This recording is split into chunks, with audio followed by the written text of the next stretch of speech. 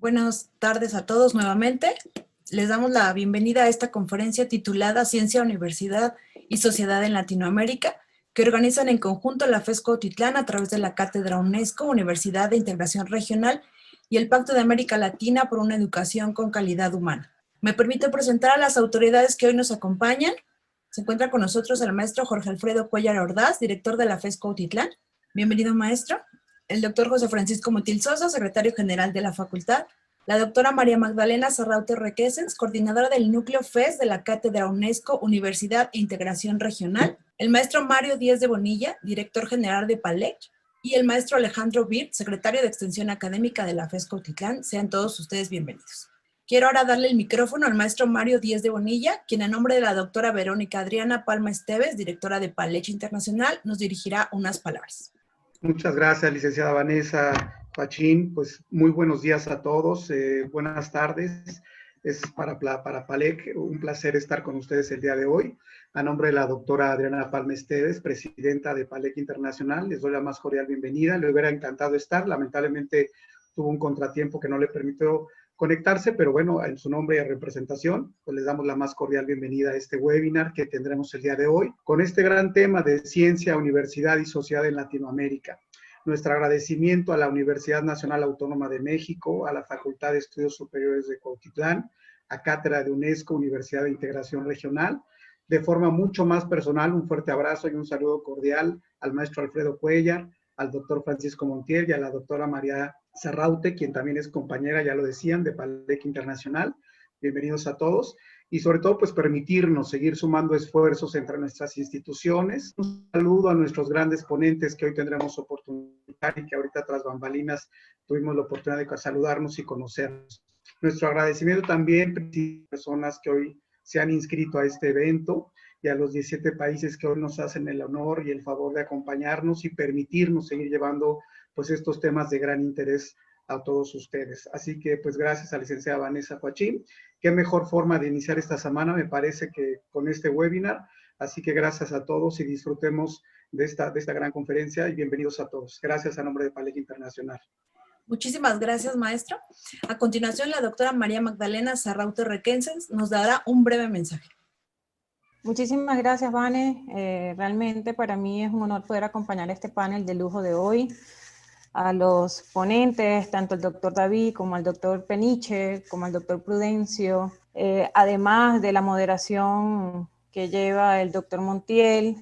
En ese sentido, es un gran honor poder estar acá y poder participar en este espacio, pero además porque, bueno, hoy es un espacio en el cual la Cátedra de UNESCO, de Universidad de Integración Regional, abre sus espacios dentro de la FES Cuautitlán y bueno, también es un honor poder representar este núcleo de la cátedra en la facultad. Agradezco al doctor Cuéllar por esta oportunidad y al doctor Axel Didrikson que han dado este espacio de encuentro por todos los espacios universitarios y la integración de los mismos. Y bueno, qué bueno que poder comenzar escuchando sobre la universidad, sobre la ciencia y sobre la sociedad en estos momentos que tanto nos acontece, momentos de pandemia. Muchísimas gracias y como lo decía muy bien el maestro Mario, bueno, pertenezco a las 3 instituciones que hoy están en este espacio, tanto en la FES Cuautitlán como docente, como en PALEC llevo la dirección de servicio comunitario. Entonces, bueno, muchísimas gracias Vanessa y gracias a todos los que están acá. Muchísimas gracias, doctora. Cedo ahora la palabra al maestro Jorge Alfredo Cuéllar Ordaz, quien dará formal inauguración a esta conferencia. Sí, muy buenas tardes y noches para algunos que nos están escuchando más allá del Atlántico, y agradezco mucho la invitación que me hacen para acudir a la inauguración y desde luego escuchar con atención a los ponentes en este webinar Ciencia, Universidad y Sociedad en Latinoamérica. Realmente para nosotros es muy satisfactorio tener un evento multitudinario con 17 países integrados en este momento, pero también distintas entidades y en nuestro querido país México, y desde luego de instituciones hermanas aquí también en México. Agradezco que hayan tenido la gentileza los distinguidos ponentes, que debo decirles, porque ya los conozco, no, iba a decir viejos amigos, pero no, mejor no digo viejos amigos porque se presta el aspecto fenotípico. No, amigos de muchísimos años que estuvieron en nuestra facultad, que estuvieron en la FES Cuautitlán, cuando incluso era ENEP Cuautitlán, y hace muchos de los casos más de 40, 45 años. Saludo con mucho afecto al maestro Jorge Rafael Martínez Peniche, amigo de toda la vida, fue funcionario de nuestra facultad, profesor, y realmente siempre ha tenido él los ojos puestos y la atención puesta en nuestra facultad. Al doctor Prudencio Chacón, de Venezuela, también bienvenido, doctor, a este webinar, y yo creo que le va a dar un matiz importante, como lo hacen nuestros amigos venezolanos. El maestro Roberto Andrade Fonseca. Roberto, hace tantos años, pero nunca te olvidas, aquí dejaste una huella permanente en nuestra facultad. Desde luego agradezco tu presencia, y desde luego también, estimado doctor David Díaz, que también algún momento en su vida también estuvo con nosotros aquí, y agradezco. Debo decirles que muchos de los asistentes a esta importante conferencia los estiman muchísimo, sobre todo los que estuvieron alguna vez en la FES Cuautitlán. Yo veo por ahí a Rosy, por ahí a Rosy Valadez, a Rosy, a Rosalena Cortés, que están puestísimos ahí para estar ahí, y ellas, debo decirles que siempre nos mantienen al tanto de ustedes, porque creo que mantienen comunicación continua, y para nosotros es muy importante. Desde luego, agradezco al doctor Francisco Montiel Sosa, nuestro secretario general, que va a ser un digno moderador de este evento. Como ya comentaron, este evento es una organización conjunta de la UNAM, de la Universidad Nacional Autónoma de México, a través de su Facultad de Estudios Superiores Cuautitlán, en primer lugar. Pero también, y eso es una cosa de resaltar, está la Cátedra UNESCO Universidad de Integración Regional, donde conjuntamente con el doctor Axel Didrikson y la doctora María Magdalena Zarraute, es una realidad esta cátedra, y nosotros ya tenemos esa posibilidad de organizar este tipo de eventos aquí en nuestra facultad. Y desde luego, no menos importante, el Pacto de América Latina por una educación con calidad humana, que se llama PALECH, donde la presidenta es egresada de la FES Cuautitlán, de la carrera de veterinaria, la doctora Palma, pero ahora representada dignamente por el maestro Mario Díaz de Bonilla. Pues sin más preámbulo, les doy la bienvenida, y siendo las, no sé qué hora, déjenme ver por acá, 12:15 de hoy, 26 de octubre de 2020, doy formalmente iniciado los trabajos del webinar Ciencia, Universidad y Sociedad en Latinoamérica. En primer lugar, agradeciendo a los organizadores su disposición, su tiempo extra para tener este evento para todos nosotros. Desde luego, el desinterés, pero su contribución muy importante de los ponentes, porque desinteresadamente están aquí solamente con la intención de aportar sus experiencias, ideas, conocimiento para el beneficio de todos. Y desde luego a todos los asistentes que creyeron en este importante evento y que se sumaron para esto. Enhorabuena para todos, bienvenidos a este webinar. Por mi raza habla el espíritu. Muchísimas gracias. Muchísimas gracias, maestro Cuellar. A continuación me permito presentar a nuestros invitados. Nos acompaña el maestro Jorge Rafael Martínez Peniche. Él es ingeniero químico y maestro en ciencias químicas con especialidad en fisicoquímica, egresado de la Facultad de Química de la UNAM. Imparte las asignaturas de Fisicoquímica 1 y Química Orgánica 1 en las carreras de Química e Ingeniería Química de la FES Cuautitlán. Es profesor titular B de tiempo completo definitivo en el área de Física y Química Teórica en la Facultad de Química. Ha impartido cátedra durante 46 años en más de 100 cursos semestrales de más de 25 asignaturas distintas en los niveles de licenciatura y posgrado. Ha publicado diversos artículos de investigación en revistas nacionales e internacionales, así como ensayos de divulgación científica, informes y manuales. Además, ha traducido varios libros técnicos. En la Facultad de Estudios Superiores Cuautitlán, fue jefe de las secciones académicas de Química Orgánica, Química General, Físico-Química, jefe de los departamentos de superación académica y de ciencias químicas, coordinador de superación académica y de programas especiales, jefe de la división de ciencias químico-biológicas. Durante esta gestión implementó la carrera de comunicación gráfica en la FES Cuautitlán y coordinador de programas especiales. A nivel central de la Universidad Nacional Autónoma de México ha sido coordinador de proyectos del programa de educación a distancia, coordinador de programa Universidad en Línea, de la cual también es fundador, director de Educación a Distancia y coordinador general de Servicios Educativos en Red UNAM, de la Dirección General de Servicios de Cómputo Académico. Actualmente se desempeña como secretario de Extensión Académica de la Facultad de Química y coordinador de la Maestría de Alta Dirección de la misma facultad, de la cual también es fundador. Muchísimas gracias por estar con nosotros, doctor Rafael Martínez Peniche. El doctor Prudencio Chacón es licenciado en Biología de la Universidad Central de Venezuela, DEA en Ecología y doctor en Biología de la Universidad de Pierre y Marie Curie de la Sorbona de París. Postdoctorado en Ciencias del Suelo en la Universidad de Saskatchewan, en Canadá.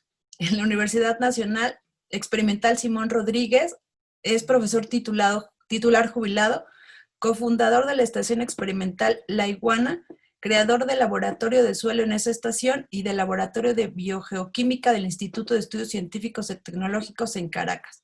Fundador del Consejo de Desarrollo Científico, Humanístico y Tecnológico, docente de pregrado en Ciencias, Educación Ambiental y de posgrado en Ecología, Política, Suelos y Ecología. Investigador en Suelos y Ecología de Sabanas Llaneras y Amazónicas. Fue rector de la Universidad Bolivariana de Venezuela, presidente del Instituto de Estudios Avanzados IDEA, presidente del Instituto Nacional de Investigación Agrícola. Sus actividades de investigación giraron en torno al funcionamiento de las sabanas de Venezuela, en particular del ciclo de nitrógeno y la dinámica de carbono. Realizó estudios científicos de biología del suelo, química del fósforo, procesos pedogenéticos y dinámica nutricional en suelos de ecosistemas forestales amazónicos. También se interesó en el estudio de los agroecosistemas de las sabanas amazónicas. Estos estudios quedaron plasmados en diversas publicaciones en revistas internacionales, capítulos de libros y asistencia a congresos y eventos científicos. El maestro Roberto Andrade Fonseca es ingeniero químico metalúrgico de la Facultad de Química de la UNAM. Actualmente es profesor de la maestría en alta dirección en la Facultad de Química, en donde imparte las asignaturas de Sistemas de Información Gerencial y Marketing. Es consultor en tecnologías de la información en las áreas de bases de datos relacionales y visualización y análisis de datos. Ocupó varios cargos académicos administrativos en la FES Cuautitlán de 1978 a 1990 como subjefe de la sección de Ciencias Básicas, jefe de la misma sección, así como jefe del Departamento de Ciencias Químicas. Es usuario y divulgador del software libre desde 1996, desarrollador, instructor y divulgador del uso de Linux, Clipper, Perl, PHP, Business Intelligence y otras herramientas de software libre. Coordinador académico del Congreso Nacional de Software Libre en sus primeros años, ha impartido numerosos cursos y conferencias relacionadas con base de datos y uso del software libre. Por su parte, el doctor David Díaz es profesor de Química Inorgánica en la Facultad de Química de la UNAM, doctor en Ciencias Químicas por la Universidad Estatal de Moscú. Desde 1994, el grupo del Dr. Díaz se ha dedicado a la síntesis, caracterización y aplicación de materiales inorgánicos nanoestructurados. Estos incluyen metales cerovalentes, sulfuros y óxidos metálicos, nanotubos de carbono, grafito, óxidos de grafeno, arcillas multimaleares, así como nanocompuestos que son económicamente importantes para México. A partir de 2007, en este laboratorio han preparado nanoestructuras hechas a base de bismuto. Es investigador nacional nivel 3 del Sistema Nacional de Investigadores. En 2013 obtuvo el reconocimiento de la UNAM como uno de los autores de la universidad más citados en 2012 en el área de química. Es tutor de los posgrados en Ciencias Químicas, en Ingeniería y en Ciencias de los Materiales de la UNAM y en Tecnología de CICATA y IPN. El doctor José Francisco Montiel Solza es doctorado en Bioquímica por la Universidad de Zaragoza, España, profesor titular C de tiempo completo definitivo en la UNAM. Ha sido docente de la FES Cuautitlán desde hace 41 años. Actualmente ocupa el cargo de secretario general de la FES Cuautitlán. Es miembro de la Sociedad Española de Bioquímica y Biología Molecular, tutor del programa de maestría y doctorado en Ciencias Biológicas de la UNAM y Salud y Producción Animal de la UNAM, miembro de la Comisión Evaluadora PRIDE en 2011 al 2013 en el área de Ciencias Químico-Biológicas y de la Salud. Su área de investigación se enfoca en el servicio de diagnóstico molecular de enfermedades mitocondriales. Cuenta con más de 17 artículos internacionales publicados y 9 secuencias en GenBank.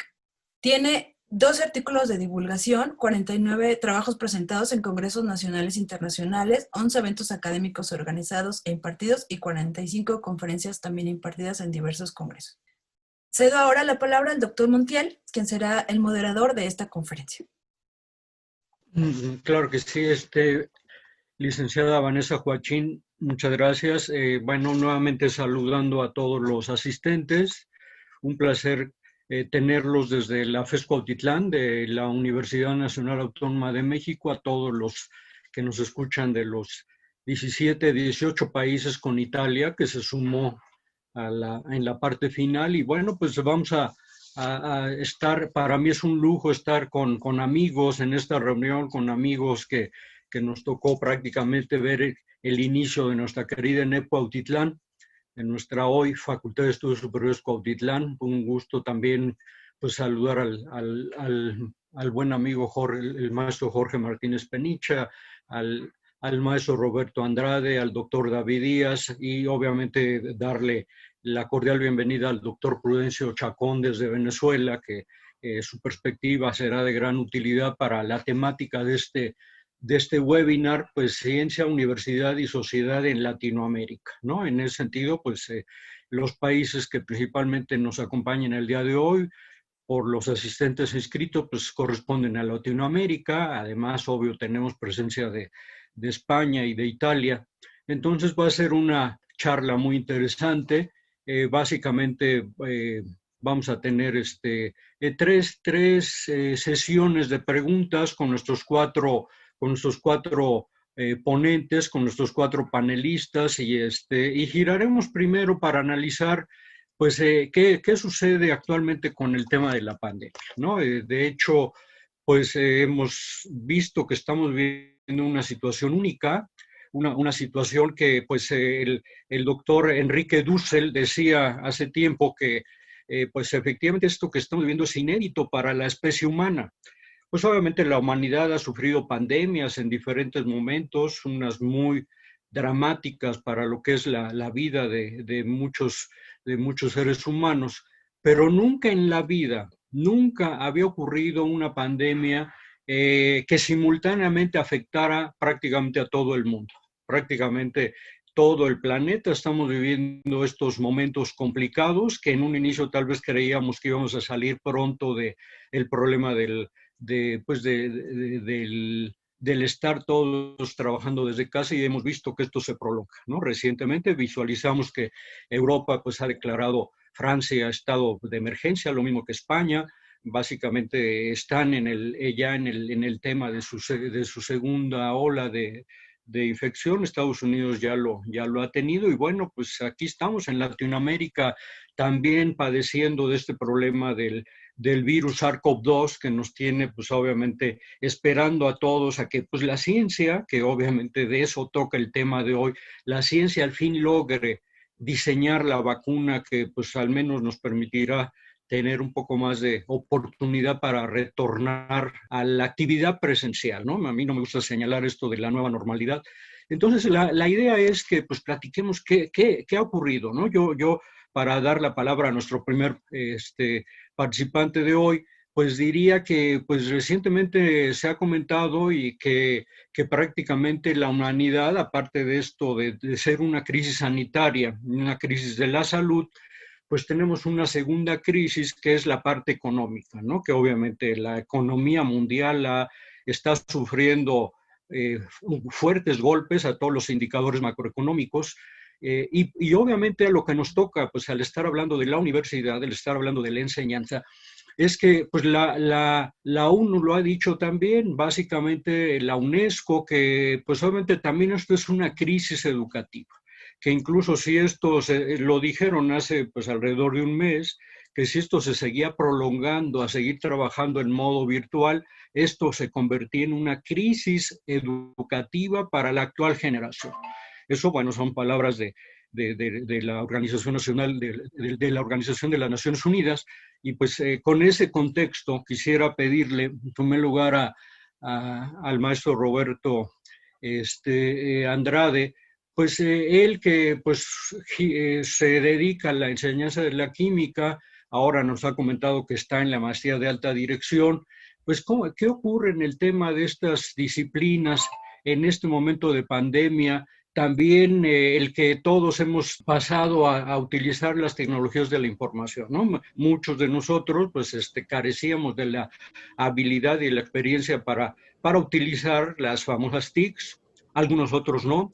Básicamente hoy en día todavía muchos de nuestros compañeros académicos se siguen capacitando para buscar las herramientas más apropiadas para que su trabajo docente pueda pues, prosperar. Pues, maestro Roberto Andrade, pues nos gustaría escuchar tu opinión desde tu perspectiva del área de la química y de las tecnologías de información en estos momentos complicados que nos ha tocado vivir. Con todo gusto. Voy a compartir la pantalla. Muy bien. Bueno, voy a poner un poco en contexto lo que decía Paco.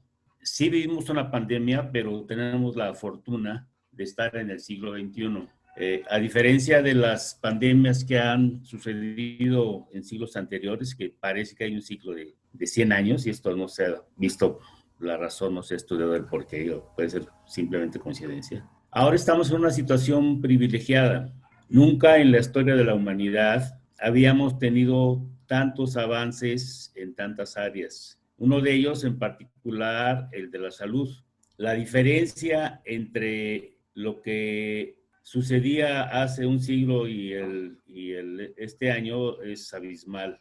La esperanza de vida ha crecido, tenemos antibióticos, tenemos una ciencia que se desarrolló el siglo pasado de una manera brutal.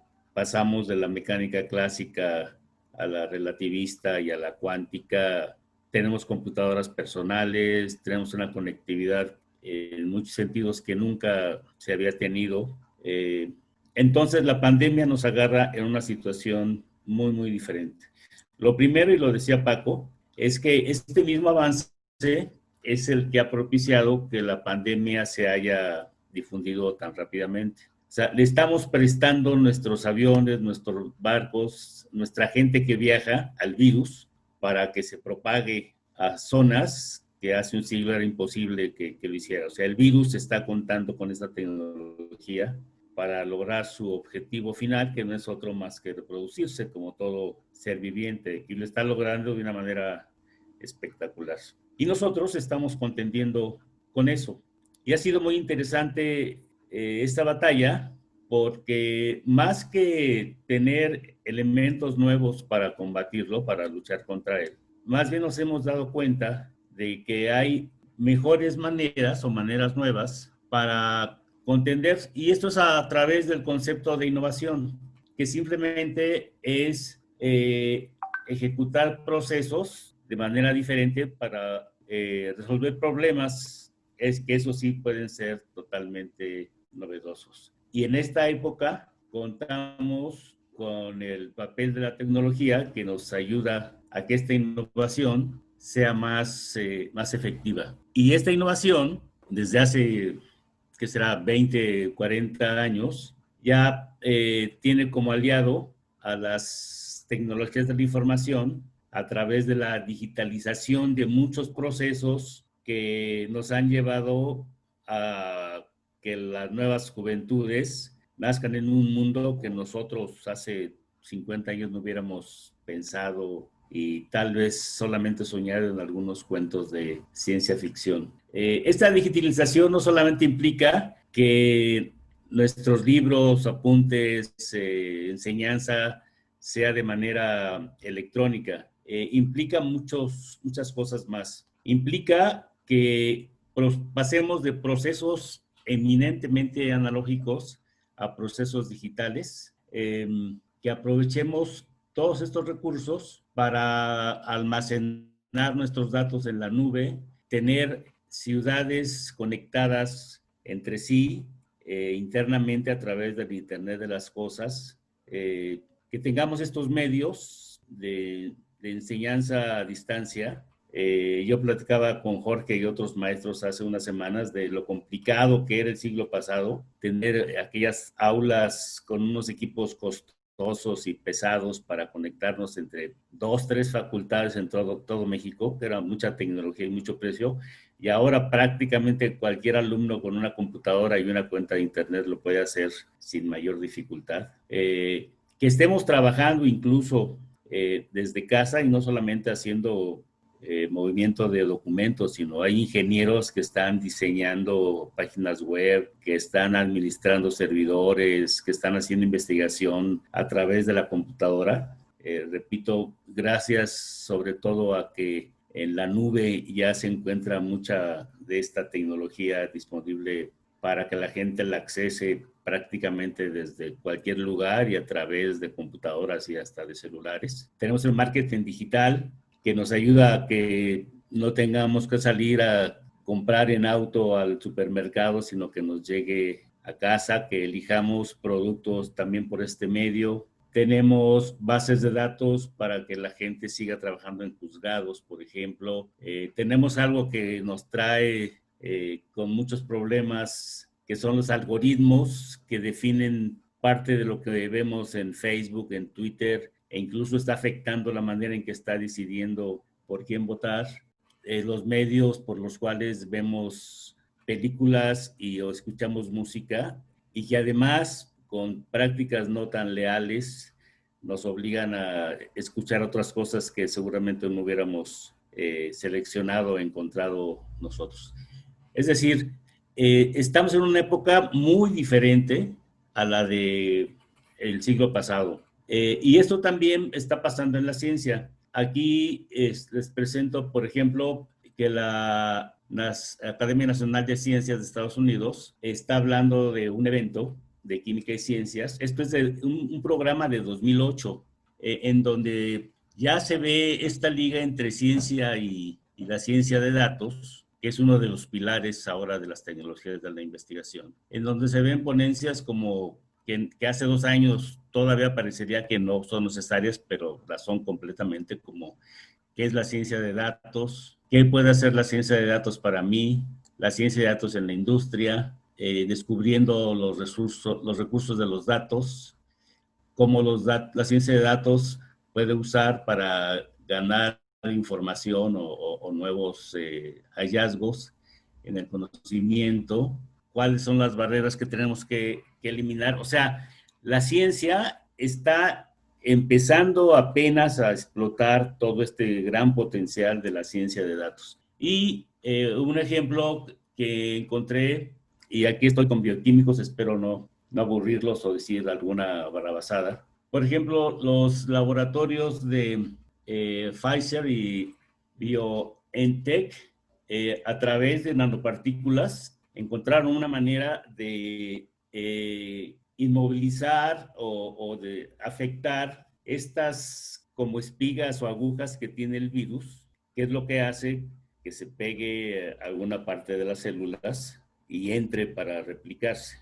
Entonces, ya tenemos una tecnología tan fina que podemos no solamente acabar con la membrana del virus, sino atacar puntos muy específicos para que esto se pueda hacer. Y repito, eso a través de nuevas tecnologías, y esta es una de las posibilidades de las varias vacunas que se están investigando. Otro ejemplo que me gusta mucho es de alguien que también salió de la Facultad de Química, el doctor Alan Aspuro-Guzik, que actualmente está en Toronto después de haber estado muchos años en Estados Unidos, que tiene un proyecto muy interesante que integra de una manera muy moderna y muy innovadora, integra las computadoras cuánticas, tiene muchos desarrollos sobre esto, con Machine Learning para predecir estructuras químicas y hacer que la investigación en esta área avance con un ritmo muy rápido, porque ya no dependemos solamente de laboratorio y de probetas y de reactivos, sino con los modelos actuales podemos predecir cuáles moléculas son más viables.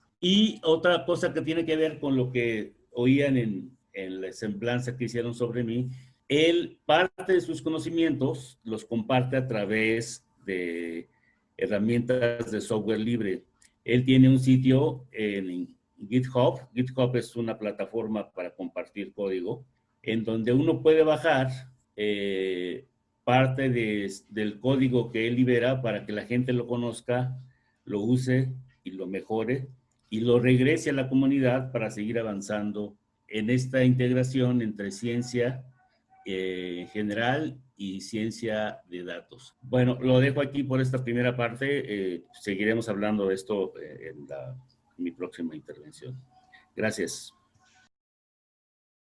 Muchas gracias, mi estimado Roberto. Muy interesante todo lo de las perspectivas de la ventaja, ¿no? De que en este momento la tecnología en general, las tecnologías de la información, pues estén disponibles. Y obviamente hoy en la mañana, acompañado yo al maestro Cuellar a un evento de la carrera de informática, y había un compañero de GETIC que señalaba, imaginemos qué hubiera ocurrido si nos hubiera tocado esta pandemia sin estas tecnologías de la información, ¿no? ¿Cómo estaría el asunto ahorita? Pero bueno, creo que lo que has comentado marca que pues, ha sido una ventaja todo ello, ¿no? Ahora, hay una cuestión que ahora a mí me gustaría señalar en la parte de lo que es la universidad en general, ya no una disciplina en particular. En el tema educativo, pues los expertos, los especialistas, tuvimos un webinar hace poco, básicamente donde pues ha habido dos, de hecho, donde se ha hablado de la universidad que viene, sobre todo, pero sobre todo de la universidad actualmente, ¿no? ¿Qué está pasando con el tema de la pandemia? Hemos visto pues las adecuaciones que ha hecho la UNAM, porque es nuestra casa de trabajo precisamente para afrontar este momento, pero ¿qué tanto realmente está padeciendo la enseñanza a pesar de todo lo que nos dijo Roberto, que estaría el asunto todavía más complicado, ¿no? En el sentido de que qué tanto la educación, pues antes de la pandemia estaba operando de manera apropiada, y ahora pues tuvimos que pasarnos a trabajar en línea, y obviamente pues, con sus ventajas y sus desventajas, ¿no? Entonces, sí me gustaría preguntarle a mi querido amigo, el maestro Jorge Martínez Peniche, pues él desde su contexto, cómo ubica el momento que como universidad, y obviamente pues, las universidades del mundo y sobre todo de Latinoamérica nos está tocando vivir el tema de la pandemia. Sobre todo, bueno, pues tanto Roberto como ustedes que son del área de la química, bueno, igual el doctor Prudencio y yo que somos de las ciencias vivas, de la parte de la química y la biología, pues sabemos que mucha de nuestra enseñanza es experimental, ¿no? Entonces a veces el trabajar la enseñanza por medio virtual no es tan sencillo, pero pues nos gustaría escuchar tu opinión, Jorge, desde el punto de vista ya general de la universidad, por ejemplo, pues cómo estamos tratando de superar este momento. Muchas gracias, Paco. Yo creo que con lo que dijo Roberto, lo que diga yo y lo que seguramente dirán los otros ponentes, vamos a empezar a converger hacia algunas conclusiones interesantes. Yo ahora voy a hablar de mi experiencia local, Facultad de Química, UNAM, y trataré de dar una perspectiva más general, pero supongo que hay una gran diversidad de situaciones y enfoques en los distintos países y en las distintas universidades, y supongo también que debe haber diferencias entre las universidades públicas y las universidades privadas. Pero bueno, vamos a tratar de irnos acercando. Por ahí circula un meme que tiene una pregunta de opción múltiple y que tiene que ver con algo que dijo hace rato Roberto. El meme dice, ¿qué fue lo que más contribuyó a la transformación digital de tu organización? Y tiene distintas opciones. Entonces dicen la dirección, el Departamento de Tecnologías de la Información, el mercado. Y la última pregunta dice el coronavirus, y todo el mundo contesta el coronavirus, porque no nos preocupamos por la transformación digital de las universidades aún en aquellas que ya constaban con programas a distancia. Y es que creemos, bueno, yo al menos creo, que ninguna universidad en su análisis FODA para su planeación estratégica puso como amenaza una pandemia. Entonces, bueno, además hay una serie de mitos de esto de la transformación digital y de que hemos cultivado socialmente y que nos la creemos y que al final pues son mitos, no son ciertos, ¿no? Por ejemplo, el mito de los nativos digitales, que a todos los jóvenes les gustan las computadoras, que todos los muchachos manejan muy bien el software. O sea, no es lo mismo jugar videojuegos que manejar el software educativo o científico, ¿no? Hemos también creado el mito de que a los directivos de las universidades les fascina el avance de la tecnología y que están muy preocupados por la introducción de la tecnología a las universidades y que la nueva tecnología va a ser más fácil de usar y que va a ser mucho más monerías que otra y que nuestros estudiantes son personas disciplinadas y que están automotivadas para aprender y que existen expertos que entienden todos los aspectos de la comunicación presencial y saben cuáles de estos pueden ser reemplazados por las telecomunicaciones, y el mito de que la educación es como otras industrias y que entonces los líderes industriales saben lo que están haciendo y que el mercado en realidad sabe lo que quiere y que si nos esperamos unos años esto se estabilizará. Todas estas cosas están en el imaginario colectivo y han sido constructos sociales en los últimos tiempos. Pero peor, como mencionaba Paco, hay facultades como la de química, donde siempre que se quiso introducir la educación a distancia, se nos dijo que para aprender química tenías que ensuciarte las manos. Y entonces, ¿cómo aprendemos química ahora con los laboratorios cerrados? ¿No? Es la pregunta que hacía Paco hace un momento. Y bueno, lo que están demostrando, cosas como las que mencionó Roberto, que hace Alan Aspuro, o cosas que seguramente mencionará el doctor David Díaz en un momento, es que sí se puede aprender química sin ensuciarse las manos, cuando menos ciertos aspectos de la química. Bueno, y entonces, ¿qué pasa? Pues no estábamos preparados para enfrentar una pandemia. Entonces, ¿qué se decidió colectivamente? Bueno, pues que lo más rápido es poner al profesor en vivo. Y entonces nos fuimos todos sobre la videoconferencia, la UNAM sacó licencias de Zoom, y entonces seguimos reproduciendo este tipo de educación centrada en la enseñanza. De hecho, tú así lo dijiste, ¿cómo está la enseñanza en la universidad? No dijimos cómo está la educación, no dijimos cómo está el aprendizaje. Seguimos pensando en centrarnos en esta educación donde el Magíster Dixit, ¿no? Y entonces, como es el Magíster Dixit, lo pongo en Zoom y no hay problema. Ya transformé la educación. Pero, pues, nos crea también una dependencia tecnológica, ¿no? La UNAM contrata licencias de Zoom, pero pues ahorita quitas el Zoom de la UNAM y colapsas, ¿no? ¿Por qué? Porque hay un menosprecio también tácito a la educación asíncrona, que sería una educación centrada en el aprendizaje. ¿Por qué? Porque tenemos la desconfianza en el aprendizaje autónomo de los estudiantes. Y de hecho, no los formamos, ¿no? Nos cuesta mucho trabajo formarlos para que aprendan autónomamente, cuando al final, yo creo que el fin último de la educación es el aprendizaje autónomo, ¿no? Que cuando tú salgas a ejercer tu profesión, puedas adquirir los conocimientos de una manera autónoma. Antes se decía que nos limitaban el acceso a la información, que es otro mito, ¿no? Que no, como no teníamos acceso a la transformación, éramos pobres y subdesarrollados. Ahora, con la Internet todos tenemos acceso a la información y seguimos siendo pobres y subdesarrollados, ¿no? Entonces, bueno, otro punto que quiero marcar por ahí. Pero cuando damos las clases en directo, como dicen los españoles, o en vivo, como decimos en México, pues nos damos cuenta de una cosa que incluso ya se reconoce como un síndrome, que es la atención parcial continua o la atención parcial permanente de los estudiantes.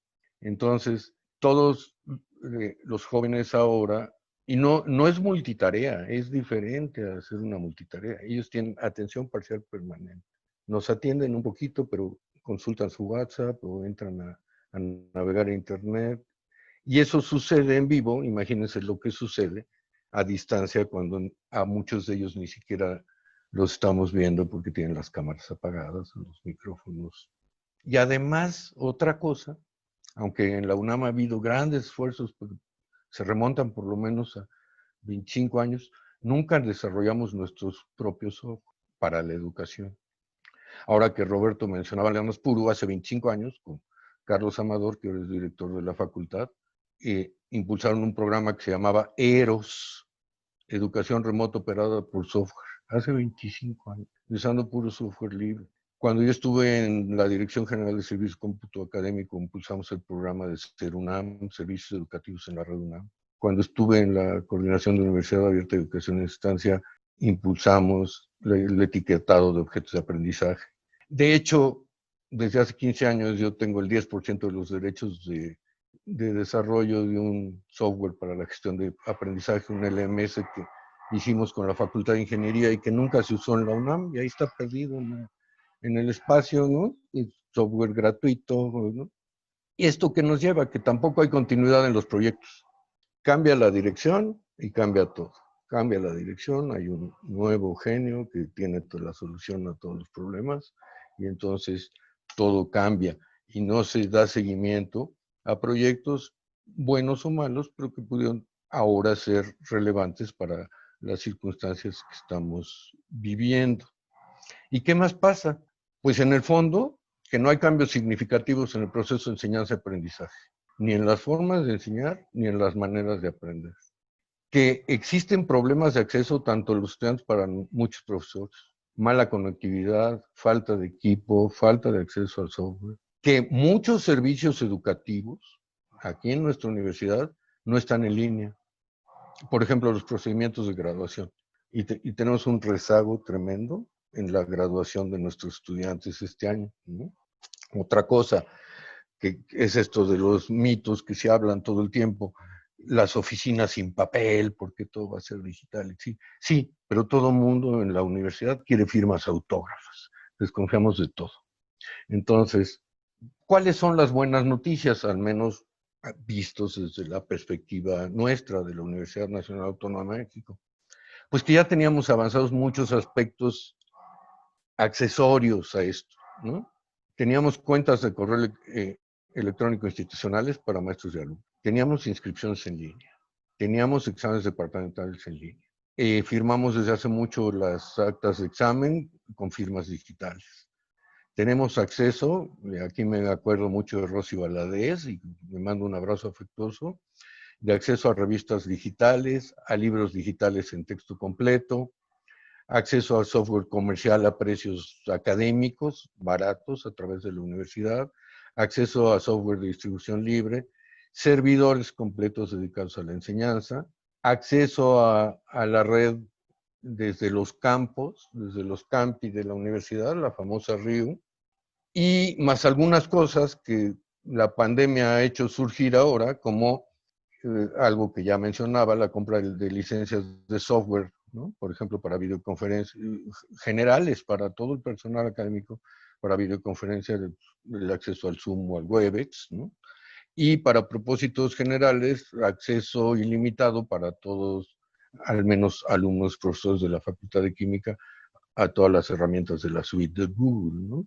También en la Facultad de Química el patronato ha hecho esfuerzos para darle conectividad a los estudiantes que tienen acceso limitado, y a nivel central de la UNAM también se está haciendo un esfuerzo para préstamo de equipo, computadoras y tabletas. Y esa es la situación como yo la veo actualmente, al menos en la universidad, pero ¿qué es lo que yo pienso? Bueno, o al menos tendré que arriesgar una hipótesis, y creo que un poco la voy a compartir con Paco y con David y con Roberto.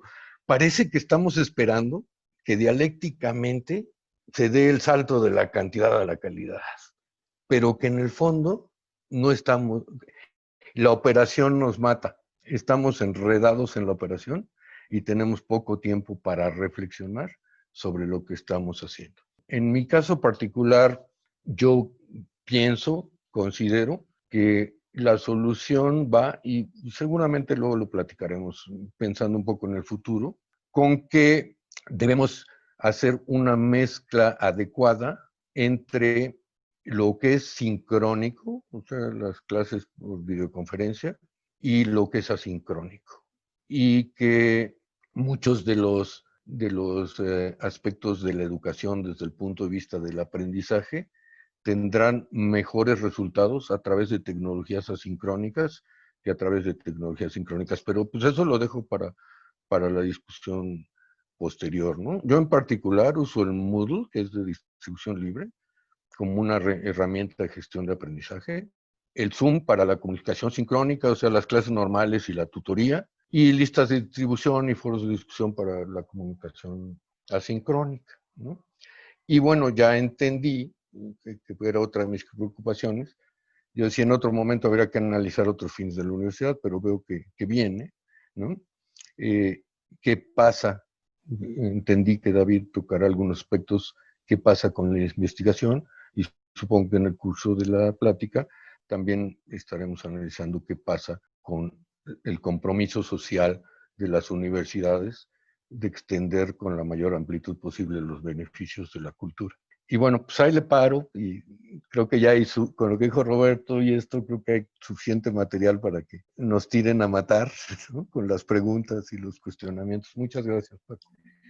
Muchas gracias a ti, Jorge. Realmente muy interesante lo que dijiste. Yo, desde luego que comparto lo que tú señalas, que tradicionalmente hablamos de la enseñanza y yo incluso así me refería al proceso y lo fundamental es el aprendizaje, ¿no? Y de hecho muchos pedagogos, expertos, aquí, bueno, la doctora María Magdalena, el mismo Alejandro Bir, que manejan mucho el tema de la pedagogía, pero con una formación muy clara social, pues indica que el tema de la enseñanza todavía sigue siendo previo a pandemia, ¿eh? Todavía seguimos educando o tratando de transmitir y transmitir conocimientos, no formando ciudadanía y demás cuestiones, ¿no? Que tiene que ver con lo que tú dices, el tema de los alumnos, el alumno que de generarle criterios y generar una conciencia clara de la necesidad de servicio a la sociedad que le está pagando su educación.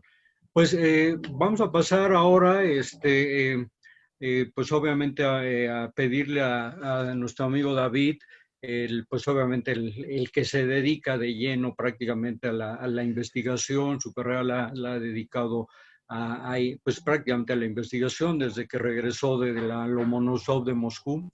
Todavía recuerdo por ahí cuando ya se iba a ir su preocupación que decía David, sí, lo que me preocupa es que la Unión Soviética no pasa al supertazón. Me imagino que sigue siendo fan de la NFL, mi estimado David, y me quedaron esas palabras. Y luego también cuando ya ibas a regresar, que estaban los eventos de Campo 1 de Ciencia, Conciencia y Café, que le titularon a la charla que tú ibas a exponer, desde las colinas de Lenin hasta Cuautitlán, el doctor David Díaz, ¿no? Pues David, ¿qué nos cuentas de la investigación en este contexto de la pandemia, ¿no? Obviamente, lo mismo que decíamos, no hay, pues obviamente, posibilidad de un trabajo cotidiano como el que se hace en laboratorios, aunque obviamente la universidad tampoco ha prohibido el acceso a investigadores, se ha dicho que es viable el acceso a los investigadores, a los estudiantes, pero simplemente pues el tema del semáforo hace que esto tenga que hacerse con suma cautela, ¿no? Y mencionabas algo muy importante que a lo mejor no lo mencionas, el tema actual de lo que pasa con la producción científica. Ya lo habíamos dicho desde hace tiempo, ¿no? Y Jorge un poco lo decía hace rato en el tema pues el tema educativo, la parte de la calidad y no la cantidad. Se vuelve una cuestión del comercio, de los papers y de los papers, porque hay que estar en el PRIDE y hay que estar en el SNI y demás cuestiones, ¿no? Y luego, pues obviamente, en un mercado muy especial, sobre todo para las grandes editoriales de las principales revistas, sobre todo del famoso alto impacto, ¿no? Pero bueno, tú eres el experto en esa materia, David, y pues te pediría que nos comentes cómo está la investigación en estos momentos. Muchas gracias, Paco, y agradezco además las alusiones que han hecho Roberto y Jorge con relación a mi quehacer cotidiano en la UNAM. debo de hacer algunas precisiones.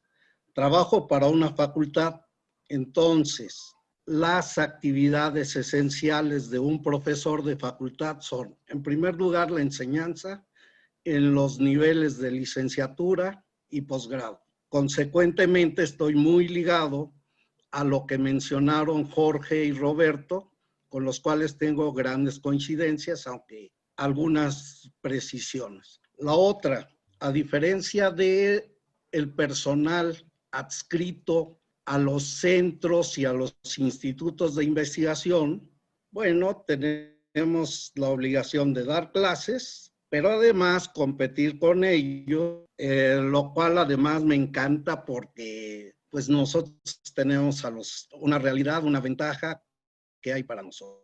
Con relación al panorama actual de la investigación, bueno, de tratar de, es una visión personal, una visión tratando de hurgar un poco en Latinoamérica y un poco con nuestros amigos de la península ibérica y algunos colegas de habla española en otros lugares de Europa. Probablemente ahora me esté viendo mi hija desde la Universidad Tecnológica de Múnich y entonces probablemente difiera de algunas cosas que voy a decir. En primer lugar, la investigación, creo que en todas partes del mundo, tendría dos aspectos importantes. Una, la investigación de carácter experimental, presencial, que requiere de instrumentación, que requiere de utensilios. Y dos, la investigación que podemos hacer a través de un ordenador o una computadora, como nosotros llamamos, una investigación documental, una investigación de cálculos, la cual no sé, porque no me dedico en eso, en qué medida pudo haber sido impactada con la presente situación. A mí me parecería que no tiene el mismo impacto que la investigación experimental y la que llamamos nosotros los químicos investigación teórica. De hecho, leyendo el informe anual del director, pues creo que fue un mes atrás, él ya veía que el nivel de publicación en la Facultad de Química de la UNAM iba a sobrepasar con mucho el nivel de publicación del año anterior, que hemos hecho muchos de nosotros, pues ahora dedicarnos. Y entonces creo que en ese sentido, la Facultad de Química, y pienso que en muchos otros lugares, tendrán resultados positivos. Bien, ¿qué es lo que hemos visto ahora con relación a la pandemia? La investigación experimental esencialmente se ha desarrollado en hospitales y en algunas universidades, sobre todo químico-biológica, farmacia en nuestro caso, o la gente que se dedica a estudiar. Los demás hemos tenido que suspender nuestra investigación, no porque en el caso de la UNAM tengamos prohibido acceder al laboratorio. Lo que sucede es de que ya nos acabamos lo que podemos hacer nosotros mismos y ahora necesitamos de la ayuda de instrumentación que está en otros sitios, equipos medianos o equipos mayores. Y esos generalmente están cerrados con algunas excepciones, o sea, no están en funcionamiento. Por ahí Roberto mencionó una investigación del doctor Alan Aspuru, que ahora está en la Universidad de Toronto. El área de la investigación del doctor Aspuru es química teórica y obviamente debe de estar en producción plena. La cuestión a veces que tenemos entre los químicos experimentales y los químicos teóricos es que no necesariamente las conclusiones que se arrancan de un estudio teórico tienen impacto en el terreno experimental. ¿Qué quiero decir? Puedo hacer un diseño de fármaco tranquilamente desde un ordenador en función de lo que ya se conoce y en fin. El problema es la introducción. Primero, sintetizar o preparar ese fármaco. Vamos a suponer que es relativamente fácil. Pero segundo, es comenzar a probarlo y a cumplir todo un protocolo que lleva meses y que no necesariamente está uniformado a nivel mundial. Esto lo vemos ahora con el estudio y la preparación de vacunas contra el SARS-2 o COVID-19, como normalmente lo llamamos, aunque sabemos que es la enfermedad de COVID-19 a la que se refiere, pero la gente común y corriente simplemente hablamos del COVID-19. ¿Qué es lo que pasa? Tenemos ya en marcha la vacuna Sputnik 5, la cual se supone que ha pasado todos los niveles de protocolo, incluyendo fase 3. ¿Qué es lo que hay? Una lucha comercial, de intereses comerciales entre diferentes laboratorios. ¿Y qué es lo que sucede? Bueno, pues dependiendo de si yo vivo en Estados Unidos, pues a lo mejor mis intereses van con desacreditar el trabajo que se desarrolla en China, en Europa o en Rusia. Y eso, pues obviamente la ciencia, y es un aspecto que quiero tocar más adelante, está íntimamente ligada a una serie de intereses que no necesariamente son los intereses de, en nuestro caso, el pueblo de México. En el caso de latinoamericano, pues de todos nuestros hermanos latinoamericanos. Pero quiero volver al asunto de la investigación. ¿En qué etapa estamos? Esencialmente, toda aquella investigación que no tiene que ver con la actual pandemia, casi está suspendida. Se pueden hacer experimentos en forma remota, por ejemplo, manejar una resonancia magnética. ¿Y qué necesitamos? Pues solo un robot o alguien que alimenta el robot y desde la casa, correcto. Pero no en todos los casos es posible hacer esta manipulación a distancia. Y propiamente la preparación, la purificación, la optimización de las sustancias, vamos a pensar medicamentosas, pues se tienen que hacer de manera presencial. Esto mismo ocurre con la enseñanza experimental. Vemos que nuestros colegas docentes han hecho un esfuerzo colosal por preparar videos en donde muestren a los estudiantes cómo hacer una práctica. Muy bien, el problema es qué pasa, estos estudiantes podrán ser evaluados en algún momento de manera presencial, serán capaces de reproducir esas síntesis, esas purificaciones, esa optimización. Eso estamos por verlo, ¿no? ¿Sí? Siguiente aspecto que quiero tocar. Roberto mencionó la nanotecnología asociada con la destrucción del virus SARS-CoV-2. El asunto es, ahí tengo que hacer un deslinde entre lo que es materia blanda y materia dura. ¿Por qué?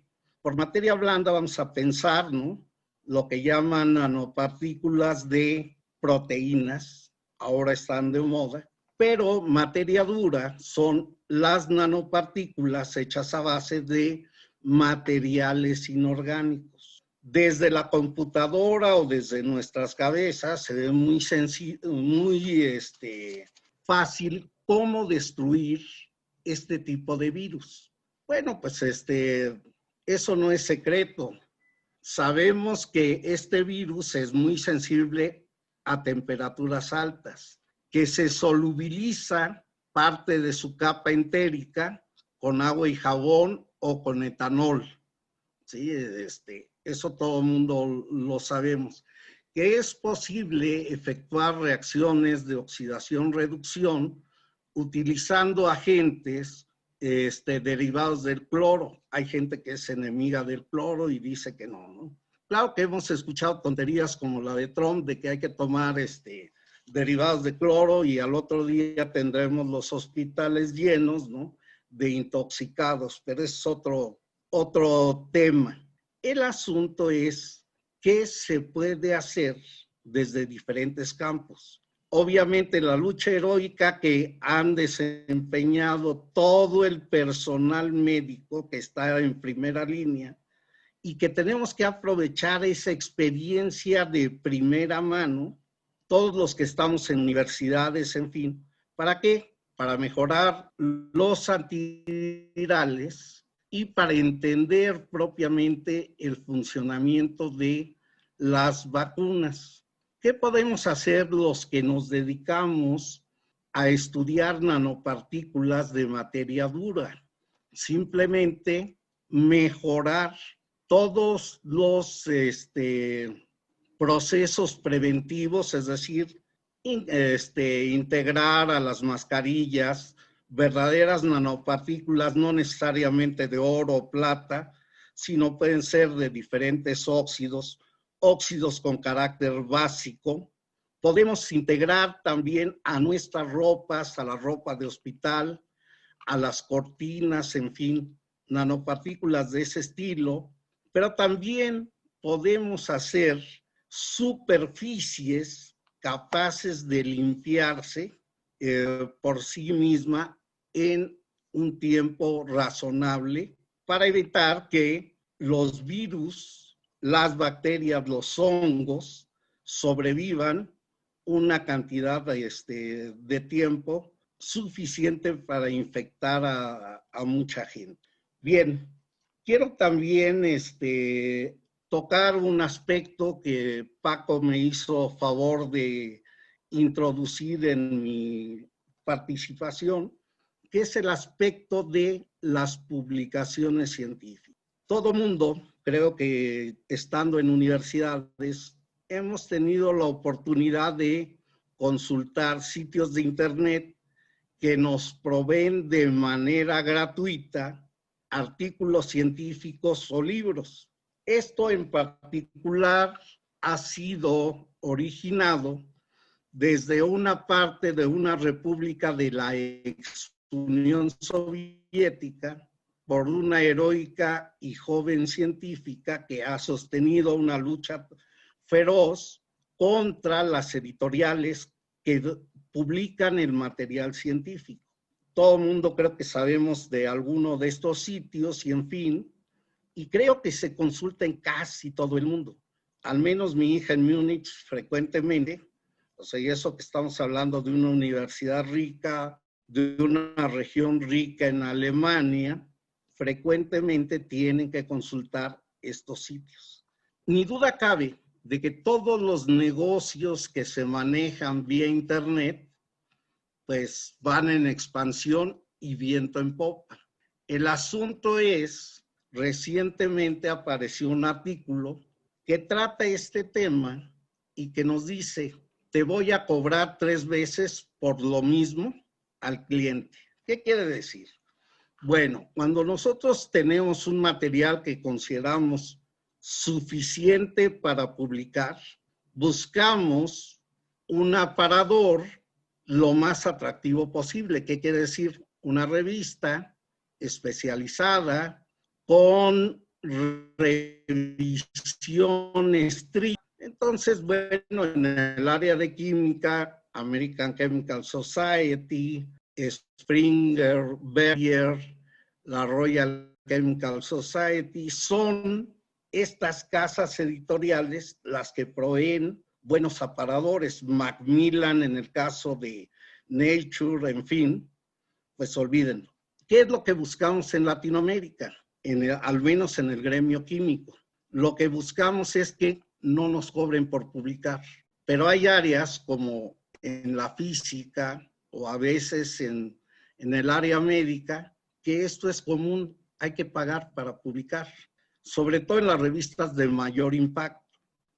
La otra cuestión, nos envían material para publicar y nos dicen que somos revisores. Pero esta actividad, todo el mundo lo sabemos que es gratuita. Igual ser editor de una revista. Son actividades gratuitas que se consideran honorarias y que nos ayudan a ubicarnos mejor, en el caso de México, en el Sistema Nacional de Investigadores, o en el caso de la universidad, en el programa PRIDE, que es un programa de estímulos internos de la UNAM. Supongo que en algunas otras universidades de Latinoamérica, probablemente en la península ibérica, exista algo semejante, pero bueno, viste mucho ser editor, ser revisor, viste mucho publicar en revistas de impacto. El asunto es, hemos visto muchas veces cómo los revisores dejan pasar material basura. Hace algunos años, American Chemical Society se quejaba que la mayor parte de los artículos publicados en su revista jamás son citados. Entonces, ¿qué quiere decir esto? Que hay un boom de publicaciones a nivel mundial, pero ahora el problema no es publicar. Seguro que lo voy a publicar. Tengo que decidir si voy a pagar o no. Y segundo, pues tengo que vencer a algunos solo con mexicanos. Pero a veces algunas revistas dicen, la UNAM, ¿qué será eso? A pesar de que no va mal en los rankings mundiales, que tienen un interés comercial evidentemente, existe ese prejuicio. ¿Qué es lo que hay que hacer? Bueno, buscarnos un padrino en el extranjero de buen renombre y seguro va a pasar sin ningún problema. Pero eso no resuelve el problema que estamos tratando aquí, el interés de los latinoamericanos. Ese material que estamos publicando tendrá un impacto en beneficio de los mexicanos o no. Es algo que debemos debatir a profundidad. ¿Qué se puede hacer? Bueno, pues eso pienso dejarlo para el debate. Y hasta aquí dejo mi primera parte. Percatado, el tiempo ya nos está ganando, básicamente vamos con un fuerte retraso. Yo he querido dejar que ustedes externen sus opiniones sin hacer una cuestión de recorte de tiempos y demás. Vamos a proceder de la siguiente manera, porque ya ven que máximo pues tendremos para dar tiempo a alguna sesión de preguntas, pues obviamente alrededor desde que inició el evento a las 12, pues estaríamos cortando 1:30 más o menos, ya nos falta poco, para luego proceder a hacer preguntas. Entonces, vamos a pasar la parte del doctor Prudencio y yo les pediría a los cuatro que diéramos un cierre concreto, corto, los cuatro, sobre todo pensando en lo que ha abordado cada uno, pero ¿qué vendrá cuando esta pandemia termine? ¿Qué el mundo tendrá que cambiar? ¿Va a estar todo similar, etcétera, ¿no? Pero solo nada más para que lo vayan percibiendo de esa manera. Doctor Prudencio, pues aparte de saludar nuevamente, pues es un gusto tenerlo aquí. Pues hemos oído a 3 expertos académicos, investigadores del área de la química, como ya lo comentaba, doctor, el área también en la cual se mía de la parte de la ecología, pues eso obviamente también tiene mucho que decir en este momento de la pandemia. ¿Cuál sería su perspectiva pasando con el tema de la enseñanza, con el tema de lo que hemos hablado ahorita, pero sobre todo en las áreas que pues, le ha tocado a usted desenvolverse en el campo del tema? Hoy en día pues, se habla también del tema de la sustentabilidad y demás cuestiones, entonces hay mucho que señalar también en estos momentos. Doctor Prudencio, si nos hace favor. Ok, muchísimas gracias, doctor Montiel, y muchísimas gracias a mi paisana, la doctora Serraute, a quien tuve el honor de tener en mi equipo directivo cuando estuve en el Instituto Nacional de Investigaciones Agrícolas y en el Instituto de Estudios Avanzados. Precisamente en el tema educativo fue la que me ayudó a crear las escuelas superiores de ambas instituciones. Bueno, en Venezuela, desde Venezuela tenemos una situación, como ustedes pueden saber, por supuesto, bastante crítica. Tenemos un asedio de toda índole que, bueno, está afectando todos los aspectos de nuestra vida cotidiana, ¿no? Incluidas las comunicaciones. Espero que no se interrumpa Internet en mi corta disertación. Yo voy a salir un poquito del tema universitario, porque evidentemente estamos exactamente en la misma situación, pues estamos sobre todo viendo más las carreras o los programas de formación que tienen prácticas, pues, práctica, agronomía, por ejemplo, la biología, química, esos programas de formación que tienen prácticas de laboratorio, prácticas de campo están altamente restringidas, aparte del problema económico que estamos sufriendo, que es bastante riguroso. Yo he oído con mucha atención a los compañeros que hablaron antes y bueno, pinta un retrato de lo que está sucediendo en este momento, pero yo creo que me voy a ir porque el tema que me asignó la doctora Zarraute tenía que ver con la ecología y la agronomía. Y precisamente ese es el quid del asunto, ¿no? El tema de la pandemia precisamente surge por un problema de la utilización de la naturaleza para producir alimentos. Y obviamente es un problema de origen es antrópico, ¿no? Es decir, es cómo nosotros como seres humanos nos acercamos a la naturaleza para producir alimentos. ¿Qué está sucediendo? Bueno, estamos deforestando a pasos agigantados todos los bosques del planeta, Amazonas, África, Oceanía, para producir, por ejemplo, soya en grandes cantidades que sirven a su vez para alimentar animales de granja.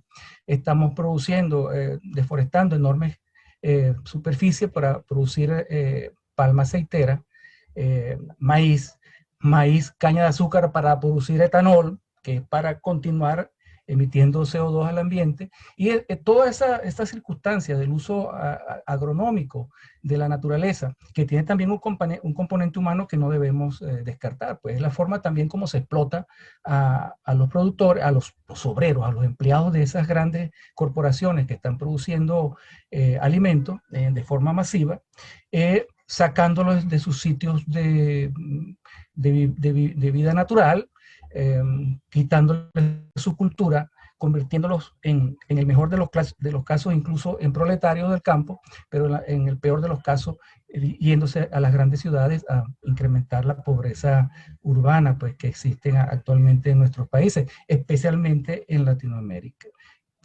Bueno, no sé si quedé en la situación de explicar que el incremento de las fronteras agrícolas que avanzan hacia los ecosistemas naturales, bosques, sabanas, cualquier ecosistema natural, pone en contacto, ¿verdad?, las poblaciones que trabajan en esas zonas, las ponen más cerca de los hábitats de las especies silvestres, ¿no?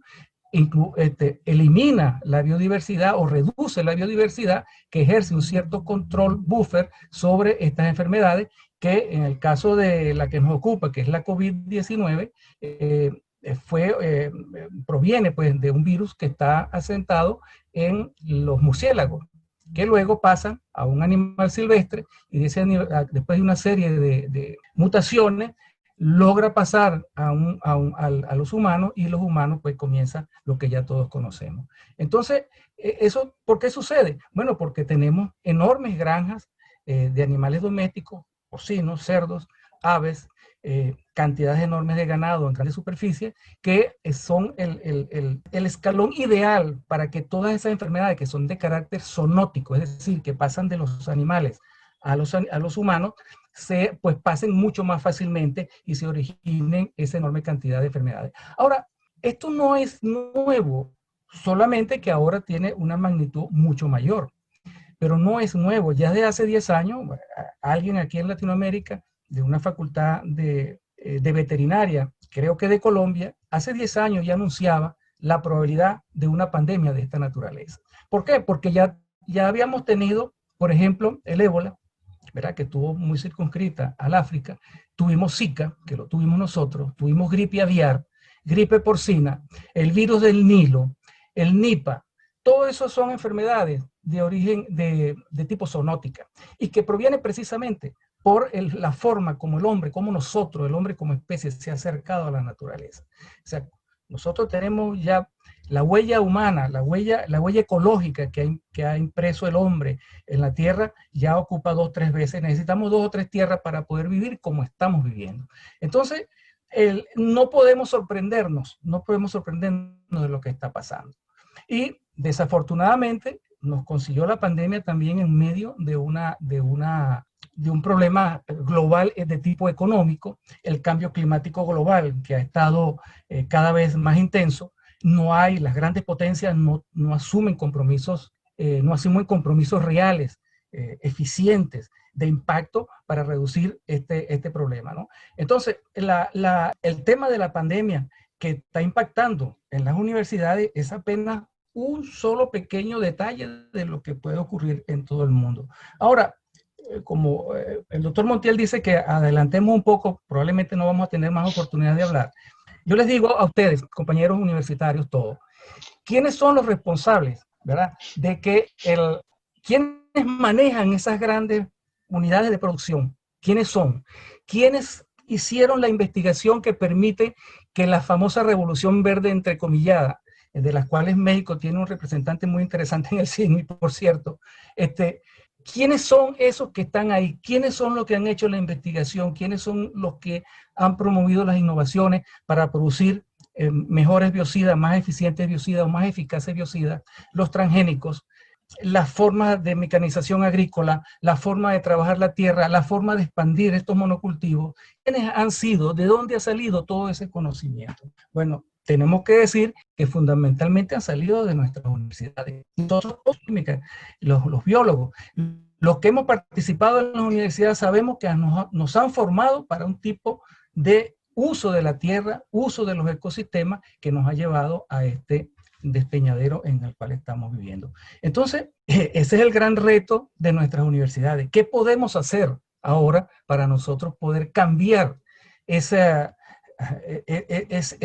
constructo mental que tenemos de producir la tierra? Yo recuerdo que en la Facultad de Agronomía de la Universidad Central de Venezuela había un gran cartel que decía: aquí enseñamos a explotar la tierra, no al hombre. Yo digo, no hay ni que explotar la tierra ni hay que explotar al hombre. Yo creo que eso implica una suerte de revisión muy profunda del pensamiento de nuestras universidades.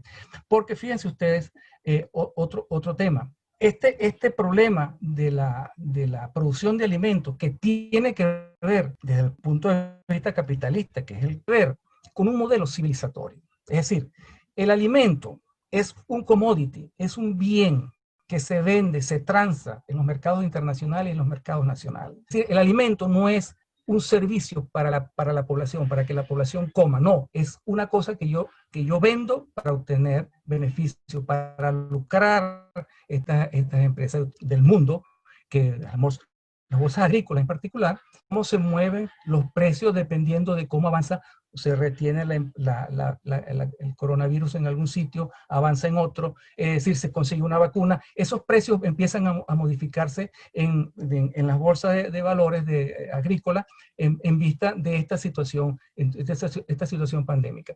Ahora, ustedes hablaban, una de las preguntas que me hacían como motivadora era la sociedad latinoamericana en perspectiva actual y futura. Yo les digo que no es un problema de la sociedad latinoamericana. Nosotros estamos tan interconectados en el mundo que no podemos hablar de un país o de una subregión o de una región. Es del mundo, y eso hace la cosa mucho más difícil. Nosotros estamos tan interconectados que no hay posibilidad de que una solución factible, una solución real para el problema que generó esta pandemia, sea posible si no hay una solución global. Y eso, hermanos, compañeros, es bastante difícil. Ahora, yo creo, muy personalmente, a veces me abruma el pesimismo con relación al Homo sapiens, que aparentemente no es tan sapiens como pensábamos. Este modelo civilizatorio está agotado. Es decir, este modelo civilizatorio que tenemos nosotros ya llegó a donde tenía que llegar, y que si seguimos con este mismo modelo, vamos al suicidio como especie, que es lo que se puede vislumbrar. El planeta ya no puede sostener bajo este modo a la especie humana. Estamos acabando con los ecosistemas, estamos acabando cuántas especies de animales y vegetales se han extinguido en los pocos últimos años del planeta. ¿Cuántos ríos han desaparecido? ¿Cuántos ríos tienen ahora agua que no se puede tomar? ¿Cuánto es la basura que flota en nuestros mares? ¿Qué temperatura vamos a tener dentro de 10 años en el planeta? ¿Cómo va a cambiar el clima? ¿Cómo va a cambiar eso el régimen de nuestros agricultores? ¿Cómo va a impactar eso sobre nuestras comunidades indígenas, nuestras comunidades rurales, que viven de una manera más sensata con relación al ambiente? Entonces, yo me pregunto, este modelo civilizatorio tenemos que cambiarlo. ¿Y hacia dónde hay que cambiarlo? ¿Cuál sería ese nuevo modelo civilizatorio? ¿Cuánto estaríamos nosotros dispuestos a renunciar por un nuevo modelo civilizatorio que evidentemente no puede ser este modelo que bota la comida, que desperdicia, que tiene lo que llaman la obsolescencia programada, que tiene grupos sociales que viven asquerosamente en el lujo, mientras enormes masas de la población del mundo mueren de hambre, materialmente de hambre? ¿A cuánto estamos dispuestos y cuál sería el papel de nuestras universidades para cambiar ese modelo que tenemos establecido en nuestra cabeza, de que estamos nosotros ayudando a formar en nuestras universidades a nuestros estudiantes? Porque no tenemos otro, ese es el que estamos dando. Obviamente hay enorme cantidad, también es verdad decirlo, de propuestas, de soluciones para una forma nueva de hacer la agricultura más amigable con el ambiente, que no explote al ser humano, pero eso se ve todavía, está apenas rasguñando muy superficialmente lo que estamos viviendo como modelo civilizatorio, que además se impone a fuego, se impone con políticas que lo estamos viviendo en Venezuela junto con otros países, cómo nos imponen un modelo civilizatorio a sangre y fuego, usando todas las herramientas legales e ilegales, más que todo ilegales, para subyugar a un pueblo que quiere ser soberano, que quiere ser libre. Imagínense ustedes si nosotros quisiéramos salir de este modelo civilizatorio y adoptar otro. ¿Cómo sería esa guerra? Entonces, la universidad y nosotros como profesores, como personas que pasamos por esas universidades, tenemos un gran papel que hacer. Ahora, la tarea no es sencilla, la tarea no es fácil, y creo que la tarea ni siquiera es de una generación. Pero si no se consigue ese nuevo modelo civilizatorio, yo tengo muy poca fe de que la especie humana sobreviva. Muchísimas gracias, compañero. Muchas gracias, doctor Prudencio. No, pues yo agradezco esa visión que prácticamente nos permite acercarnos a cerrar, que nos interesaba introducir, porque yo comparto prácticamente todo lo que ha dicho el doctor Prudencio, porque doctor Dussel, y decía él efectivamente eso, realmente esto no puede seguir de esa misma manera. Yo creo que las cosas por su nombre, ¿no? El famoso modelo civilizatorio que dice el doctor Prudencio que no funciona, pues nosotros lo conocemos, ¿no? Es el neoliberalismo que sabemos a dónde nos ha traído y que o cambia o incluso, pues, no solo el Homo sapiens deja de ser sapiens, dejamos de existir porque efectivamente el planeta, toda la cuestión que se ha dado, el mismo problema de la pandemia la ha generado esta globalización, esta situación de la riqueza acumulada en unas cuantas, en muy pocas manos y obviamente grandes extensiones de pobreza en el planeta. Y Latinoamérica, pues obviamente tiene un contexto distinto de Europa. Sí estoy de acuerdo en que esto es global, pero obviamente nuestros países pueden levantar la voz como lo está haciendo, por ejemplo, lo hizo ayer Chile, y lo que yo decía en un inicio.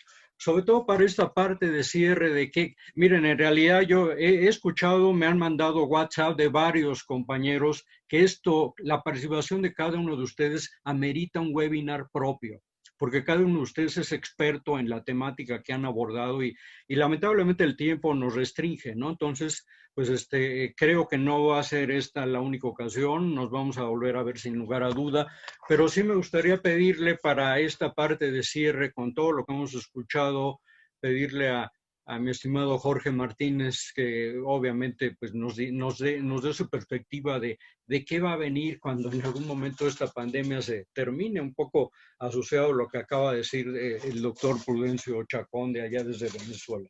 Sí, Paco, muchos pensamos y creemos y quisiéramos cambios importantes. Tú mencionaste esa frase, cambios importantes. Pero es muy difícil predecir decía, hay una frase que se le ha atribuido a Groucho Marx, a Yogi Berra, incluso a Niels Bohr, que hacer predicciones es difícil, sobre todo cuando se trata del futuro, ¿no? Pero algo que sí podemos predecir es que habrá oposición al cambio, porque la humanidad es muy conservadora. Si se hubiera votado para usar el fuego para cocinar, estaríamos comiendo carne cruda, porque hubieran dicho, no, es que es bien peligroso, ¿y qué va a pasar con el niño? Y entonces, y se van a destruir las proteínas y no nos va a alimentar chido, ¿no? Entonces, y en particular, las universidades son muy conservadoras, son más conservadoras que el resto de la sociedad. Entonces, en el fondo, el mundo no va a cambiar, y tampoco el modelo educativo universitario. De hecho, la educación a distancia, tanto sincrónica como asincrónica, ya existía, solo la adaptamos a las circunstancias.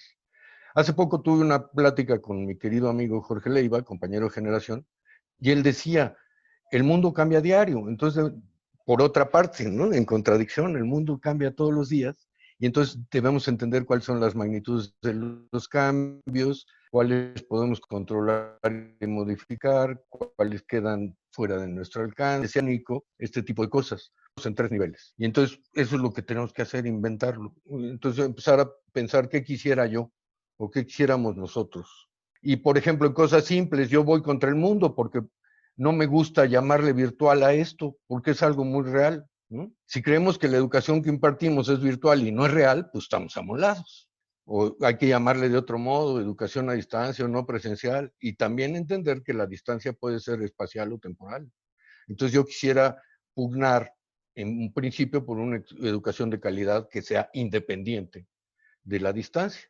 Ir, como también lo mencionaste, Paco, más allá de lo virtual y de lo híbrido y de lo presencial, al menos en 3 rubros, en los modelos educativos, en las tecnologías y en los contenidos, ¿eh? Y en los modelos tenemos que buscar recursos didácticos enfocados a los objetivos de aprendizaje. Tenemos, bueno, yo pienso que combinar esto, lo sincrónico con lo asíncrono, y tenemos que introducir más cosas de la educación abierta, quitar trabas burocráticas. En cuanto a las tecnologías, pues se vislumbran muchas cosas, ¿no? La videoconferencia holográfica, la realidad aumentada, en la que David es experto, ¿no? Él les puede hablar mucho más de eso.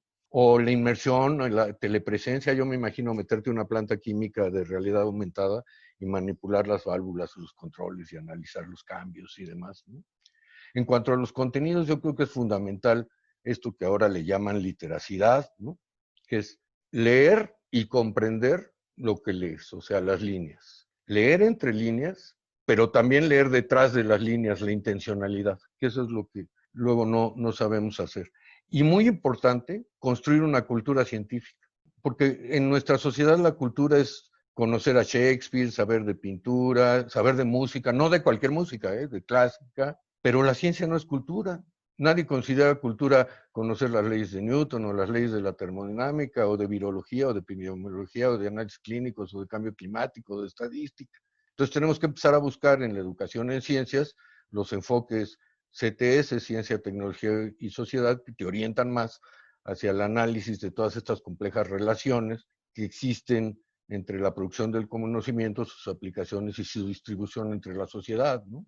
También tendríamos que abordar contenidos de ciencias de la complejidad, enfoques integradores, desafíos transdisciplinarios, ver las cosas de manera holística, sistémica, ver el árbol sin dejar de ver el bosque. Y esto nos lleva ya entonces a otra cosa que mencionaron tanto tú como el doctor Prudencio, que es la formación de ciudadanía. Porque ¿cómo vamos a discutir sobre energías renovables si no entiendes las leyes de la termodinámica, del electromagnetismo, la ciencia de los materiales, si no sabes cuál es la diferencia entre energía, densidad de energía y potencia, si no conoces lo que es el efecto fotoeléctrico, si le tienes miedo a la energía nuclear, o cómo vas a entender la pandemia si no sabes ciencia para combatir las paparruchas en los medios de comunicación, en las redes sociales, o la charlatanería y las curas milagrosas, ¿no? Y ahí me acuerdo de otro meme, que es un señor que dice, voy a hablar mal de la ciencia y diré que no funciona usando este dispositivo, un teléfono inteligente creado por la ciencia. Y también vamos a ver que muchas habilidades blandas van a tener que desarrollarse más, por decir, la recopilación y evaluación de información y el análisis de información numérica. Y hay otras que son muy apreciadas, como las teorías básicas con tecnologías de información, que van a perder absolutamente relevancia. Y ahora, el riesgo, además, me hace pensar lo que decía Prudencio, estamos peor, puede ocurrir una etapa superior del capitalismo, ¿no? Porque antes los burgueses se caracterizaban por tener en sus manos los medios de producción y el trabajador era el que agregaba valor. Pero ahora con el trabajo en casa, el trabajador es el que tiene los medios de producción. Y de hecho, en un chorro de los servicios, esto se también mucho en los servicios. Las empresas que crecieron más durante la emergencia son empresas de servicios, no empresas de producción, ¿no? El dueño de Amazon es el primer millonario de la historia, ¿ok? Y entonces me recuerda también mucho lo que dijo Prudencio de un libro del director de nuestra facultad que se llama Mundo Finito. Dice, no puede haber crecimiento infinito en un mundo finito. ¿Y qué te ofrecen los candidatos a la presidencia, sean del color que sean? Crecimiento. El de izquierda te ofrece crecer, el de derecha te ofrece crecer, el de derecho te ofrece crecer. No puede crecer infinitamente un mundo finito. Ya estamos viendo, al menos aquí en México, estos matices de que tenemos que buscar otros indicadores que no sean solo el crecimiento. Pero lo peor, y también me lo hace recordar Prudencio, es que nadie quiere perderse la fiesta. Todos quieren su celular y cambiar lo que sale el nuevo modelo, no combatimos la obsolescencia programada, todos quieren un auto de 300 caballos de fuerza, unos tenis de marca, la fast fashion esta que promueve Zara de 5 puestas y tiro la ropa. El mundo al revés, las empresas de gran prestigio son esas, Apple y Zara, ¿no? ¿Y qué onda con el medio ambiente? Entonces, ¿qué creo que debemos construir, no? Acceso universal a la alimentación, acceso universal a una vivienda digna, acceso universal a la educación y acceso universal a los servicios de salud. Y me van a decir, ¿eso es socialismo, comunismo? No, es la pirámide de Maslow. Y Latinoamérica tiene un gran potencial para hacerlo, lo sabemos desde Bolívar. Y entonces, aunque suene trillado, busquemos algunas formas de unidad latinoamericana, ¿no? Una comunidad económica latinoamericana, algo que nos vaya, aunque sea un problema mundial, distinguiendo de las tendencias en otras regiones. Perdón, creo que me extendí demasiado, pero luego me emociono, disculpa. Sí, muchas gracias, Jorge. No, pues yo sé que en realidad nos cuesta trabajo controlar nuestros tiempos. Sí, obviamente le voy a pedir yo comparto todo lo que dice Jorge, no hay ni discusión a lo que comenta él, complementando lo que dijo el doctor Prudencio. Pues yo sí les pediría ya un cierre breve, David y Roberto, para sobre todo despedirlos a ustedes y obviamente cumplirle al auditorio máximo las 2 horas que teníamos de evento. Prácticamente casi ya no vamos a dejar tiempo para las preguntas. Estimado David, si gustas darnos tu opinión en qué se nos avecina para nosotros cuando este problema o esta situación pandémica concluya. Bueno, indiscutiblemente no puede estar uno en desacuerdo con lo vertido por Jorge y en muchos de los aspectos del doctor Prudencio. Creo que se han tocado tópicos muy diversos. Esto es un universo. De hecho, cuando vi el nombre del webinar, dije, bueno, pues aquí se puede hablar de todo y no llegar a convergir. Lo que sí, digamos, es indiscutible y como bien lo dijo por ahí o lo mencionó Jorge, todos los días el mundo cambia. Todos los días nosotros cambiamos. Evidentemente las universidades ya cambiaron. Simplemente muchos de los del personal académico ya no existen, ¿sí? Eso es algo importante. Hemos tenido pérdidas de verdad lamentables. ¿Qué más ha cambiado, no? Bueno, en el caso de nuestra universidad, acabamos de pasar por un problema de que hubo paros virtuales de clases. Los estudiantes se pusieron en huelga, ¿no? Por muchas razones, con y sin razón y en fin, pero eso también ya cambió. Tuvimos la primera huelga de la llamada huelga virtual. Esas se las comento porque es un cambio también. Ahora bien, ¿qué es lo que yo veo de positivo? O sea, yo soy de la escuela, pues un poquito no tan triste de ver el panorama de que si no cambiamos nuestro modelo de producción. Yo creo que todas las generaciones han enfrentado diversos problemas, incluso en etapas tan negras como la Inquisición, como la peste, en fin, que se creía que nos íbamos a extinguir. Creo que no, que de alguna u otra manera, y ahí sí le estoy apostando a lo que dice Jorge, ¿no? En su primera intervención, pues mágicamente se resuelve. No es tan mágico. Después de tiempo encontramos las razones de por qué salimos de tal o cual problema.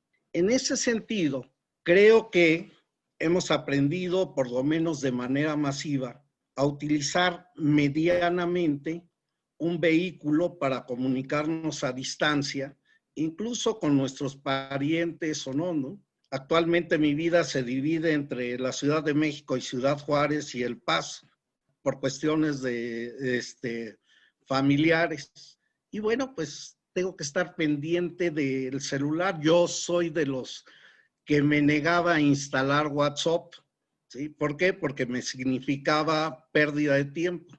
Ahora pregúntale a Jorge, estamos ahí horas conectados o estamos al pendiente, en fin. ¿Cuál fue la razón? Una cuestión familiar. Estar pensando en 2 horarios diferentes ya era común para mí, ahora es obligatorio. Pero para cerrar créanme que sí me gusta pensar en la idea de que cambiamos y cambiamos para bien. De los grandes problemas siempre hay enseñanzas. Por ejemplo, ahora se está pensando en vacunas universales. Ahora se está pensando en dispositivos que sean capaces de degradar microorganismos en general. Creo que en ese sentido son avances. Obviamente todo, como dice Jorge, ¿no?, tiene un costo. Y ese costo, bueno, pues es, aunque no le guste al doctor Prudencio Chacón, explotar a la tierra. Tenemos que erradicar esa palabra de explotar a la tierra y más bien aprender a convivir con la tierra. Y en ese sentido es que yo veo nichos de oportunidades para todos los que nos dedicamos a este bonito oficio de la ciencia, o por lo menos para transferírselos a nuestros estudiantes y a nuestros hijos y nietos en el caso en que ya existan. Entonces es en ese sentido que quiero dejar ese mensaje de que sí, la pandemia ha sido terrible, sí los cambios en los gobiernos generan oposición. Hay una clase que yo doy de química que se llama química de ácidos duros y blandos. Y ¿saben qué? La polarización en las especies químicas, en la medida en que se logra esa, se genera el cambio químico. Desde por ahí lo estamos viendo. Entonces es simplemente tratar de aprender lo que hemos estudiado, aplicarlo a la vida cotidiana y obviamente discutir entre nosotros pros y contras, ¿no?, pero con una mente abierta. El problema es la mayoría de los universitarios son conservadores. La oposición al cambio es la dureza y dureza química es la oposición a la polarización.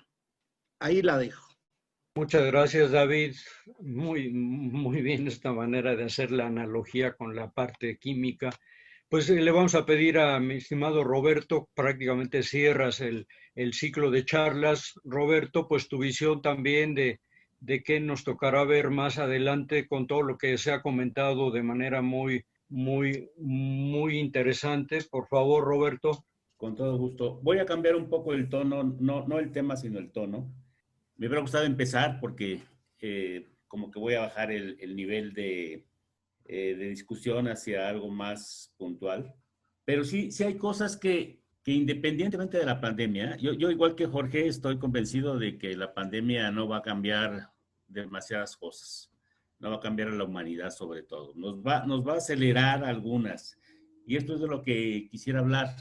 ¿En dónde ha pegado la pandemia? Según un análisis del Foro Mundial de Economía, el World Economic Forum. Sobre todo en la promoción de que trabajemos de manera remota al 94% de la gente. Acelerar la digitalización de los procesos en general, no solamente la conectividad o la videoconferencia, hay muchísimas cosas más. Acelerar la automatización de varias tareas y sobre todo, esto es lo que quiero hablar, acelerar la implementación de nuevas habilidades que ya estaban por ahí, pero que tenemos que estudiar más y llevarlas a nuestras universidades, a seminarios y a posgrados, no solamente de ciencias.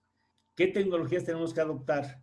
Manejo de procesamiento de texto, de imágenes, el Internet de las cosas y los dispositivos conectados, desde refrigeradores hasta automóviles y transporte público, el cómputo en la nube, que es llevar nuestra suite de oficina, nuestros bancos, nuestras inversiones, todo hacia la nube.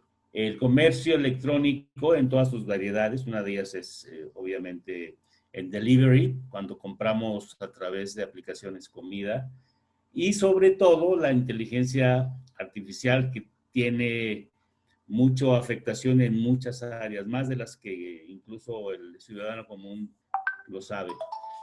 Pero en la educación en particular tenemos que apoyar y desarrollar nuevos skills, nuevas habilidades, entre ellas, y esto también coincido con Jorge, de hecho tuvimos una plática en la maestría en alta dirección que tenemos en la Facultad de Química, de la cual soy profesor igual que Jorge, de los asuntos de la complejidad.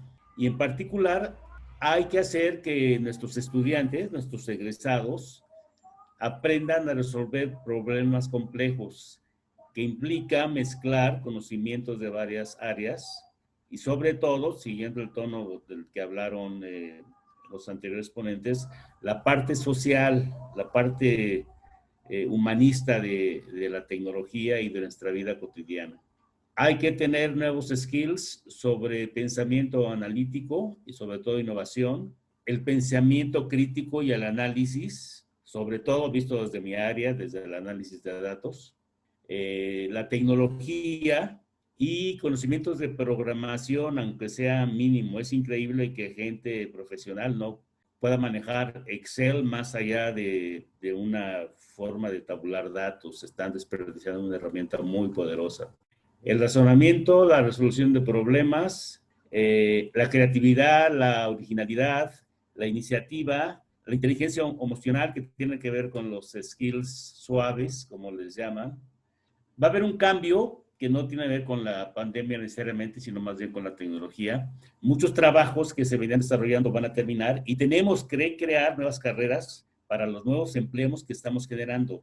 Es un movimiento que tenemos que dar hacia nuevas áreas para ir acorde con el desarrollo de la tecnología. Aquí menciono algunos que, repito, son datos del Foro Económico, es un documento del mes pasado. Están inteligencia artificial y machine learning, análisis de datos, big data, seguridad de la información, manejo de proyectos, automación de proyectos, mercados digitales, arquitectura de soluciones, el fintech, o sea, toda la banca y todas las finanzas por internet, y ya también lo mencionaron Jorge y David, la enseñanza en universidades y educación superior. Yo quiero decir que en particular en la maestría de alta dirección en la Facultad de Química, yo doy una materia que se llama Sistemas de Información Gerencial. Y yo intento que los alumnos, que son de varias disciplinas, la mitad suelen ser químicos, pero hay administradores, abogados, contadores, psicólogos, médicos, de todo tipo. Los hago que entiendan qué es la inteligencia artificial, la importancia de los datos, la importancia de las tecnologías para las áreas que ellos van a manejar. Y yo les digo, no quiero que tú seas el especialista, quiero que tengas el lenguaje para que te comuniques con la gente de TI de tu empresa o de tu institución, porque es un lenguaje que no podemos soslayar, debemos manejar cada vez mejor para explotar eso que ya tenemos y que tenemos ahí pendiente. Mi estimado Roberto, me va a dar mucha pena, pero ya me comunican que nos pasamos de tiempo. Roberto, discúlpame. Perfecto. Miren, yo quisiera, en realidad, darle la palabra. Prácticamente le quiero preguntar también al doctor Prudencio, que solo ha participado una vez. Me pareció muy, muy amplia y además, sobre todo, que él dijo que pues él se adelantaba de una vez a dar su comentario, pero doctor Prudencio, para que no pareciera que somos inequitativos, si palabras breves de cierre, por favor, doctor. No sé si es una revolución que difícilmente son difíciles de hacer, pues imagínense una de carácter mundial. Pero lo que nos preocupa es si tenemos tiempo para eso, ¿no? Para finalizar rápidamente, bueno, estas son las consecuencias del bloqueo. Lo que yo digo es que se puede avanzar progresivamente hacia una nueva sociedad, una sociedad mundial, que probablemente va a ser más fraccionada desde el punto de vista de partir de lo que llamaba nuestro Simón Rodríguez la toparquía, ¿no? Hay posibilidad de hacer esto por pasos, ¿no? Por pasos. Entonces la oportunidad que me dieron, y bueno, en otra oportunidad que tengamos mejor suerte pudiéramos hablar un poquito más de esto. Muchísimas gracias. Realmente tenemos luego estos problemas de conexión, ¿no? Es parte de lo que estamos comentando. Decía yo, Alejandro Vir, si quieres compartirnos algo, vi que te compartiste y te agradaron varias de los comentarios de nuestros panelistas. Unas palabras de cierre para que FES Acatlán nos acompañe, Alejandro. Muchas gracias, querido Paco, con la premura también del tiempo y orando porque la conexión no nos falle. Yo estoy muy agradecido por las ideas, ¿no? Hay qué es, hay cómo, si hay una aproximación a los para qué es, que para mí, mi querido Paco, es el punto central del asunto. Esta ausencia de propósito de repente que vemos por todos lados, pero si Latinoamérica se convirtiese en un primer punto para un gran pacto, yo creo que solo el caminar hacia allá nos podría satisfacer en términos pedagógicos. Esa revolución que yo refiero pedagógica empieza así, empieza como un suceso y se convierte en un proceso. Y en eso creo que todas y todos tenemos algo que hacer, siempre con esa conciencia de cómo le hago yo para que mejore la fiesta y no tanto que no hay fiesta en absoluto, que esta está muy aburrida. Por eso agradezco mucho que nos abran conciencia a ello, que siga siendo PALEC puntual en esta conversación y que nuestra Universidad Nacional se enlace con estas fraternidades latinas para hacer un principio, un proyecto, un algo que nos permita seguir soñando en que este mundo puede ser diferente. Muchas gracias. Muchas gracias a ti, mi estimado Alejandro. Pues obviamente le quiero pasar el micrófono, espero que todavía esté por ahí acompañándonos al maestro Jorge Alfredo Cuellar para que pues, nos haga favor de entregarle sus reconocimientos. Y bueno, ¿qué más quisiéramos pasarnos aquí hablando toda la tarde, ¿no? Ya tendremos otras reuniones y además sumaremos al maestro Cuellar que tantas cosas que tenemos por decir de lo que viene, sobre todo en todo lo que nos ha tocado vivir y trabajar. Muchas gracias. Alfredo, adelante, por favor. Sí, desde luego, Paco, pues muchas gracias. No estuve muy atento y vaya que nos movieron el piso todos los ponentes, estuvo extraordinario, los felicito. Y bueno, ya no extender más este evento. Les vamos creo que van a proyectar las constancias de cada uno de ellos. En primer lugar, a nuestro gran amigo Jorge Rafael Martínez Peniche. Felicidades, Jorge, muchísimas gracias por tu participación. Realmente conceptos extraordinarios. Gracias, Alfredo. Un abrazo. Igualmente, al doctor Prudencio Chacón, con problemas de conectividad, pero creo que también conceptos interesantísimos, sobre todo desde el punto de vista socioeconómico, que desde luego influyen en todo esto. Muchísimas gracias, doctor Prudencio. Otro ponente, el maestro Roberto Andrade Fonseca. Roberto, felicidades, excelente también tus comentarios, tus perspectivas, y desde luego también van a abonar para realizar a nivel universidad mejor las cosas. Muchísimas gracias, Roberto. Fuerte abrazo. Y finalmente, pero no menos importante, doctor David Díaz. Excelente, doctor David. Felicidades. Haremos muchísimas cosas muy interesantes, los comentarios también. Y está allá en Alemania. Que todo esté muy bien por allá, ¿eh? Un abrazo, mi estimado David. Y desde luego a nuestro moderador, el doctor José Francisco Montiel Sosa, que bueno, es difícil para él con tales talentos que tuvimos hoy y todo lo que tenían que decir, moderar una mesa de estas dimensiones, pero lo hizo con mucho trabajo, con mucha enjundia, y yo creo que fue una labor importantísima, Montiel, que logró resumir los conceptos de los 4 ponentes de hoy. Gracias, Paco. No, muchas gracias, Alfredo. Pues creo que ya cerramos y pues agradezco a todos los amigos. Ya esperemos tomarnos un café pronto y invitamos al doctor Prudencio acá a México que venga para que conjuntamente nos demos una buena tertulia y tanto que hay por hablar de lo que se avecina. Doctor Prudencio, ahí ya vimos por ahí a su pequeña, es la nieta, es su hija, qué hermosa. Nieta. Hola. Es mi nieta, que está llorando porque muy estoy aquí bien. encerrado en un cuarto, entonces está llorando porque quiere verme. Por ella debemos luchar. Felicidades a todos. Suerte, Hasta luego. buenas tardes, buen provecho. Un abrazo a todos. Bye, Rosy. Rosis. Gracias por la invitación. Hasta luego a todos. Muchas gracias. Agradecemos a todos su presencia y con esto damos por finalizado esta conferencia. Saludos. Muchísimas gracias. Hasta luego. Pronto, gracias. Gracias a todos.